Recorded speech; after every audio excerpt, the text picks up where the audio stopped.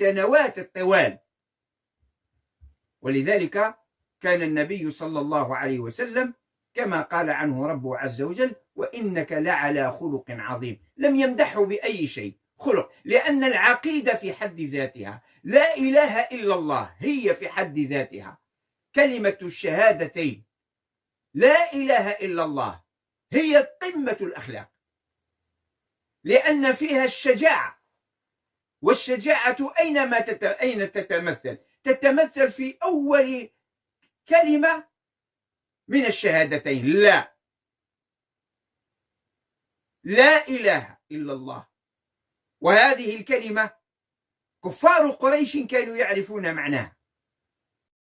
والإيمان بأنه سبحانه وتعالى المعبود بحق ولا معبود بحق سواه، وأن يفرد وحده تبارك وتعالى بالعبادة، وأن يخلص الدين له.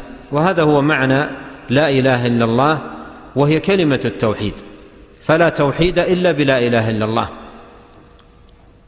ولا إله إلا الله التي هي كلمة التوحيد قائمة على النفي والإثبات، نفي العبودية عن كل من سوى الله، وإثباتها بكل معانيها لله تبارك وتعالى وحده، إخلاصا للدين له، وإفرادا له وحده تبارك وتعالى بالعبادة، وبراءة من الشرك وخلوصا منه.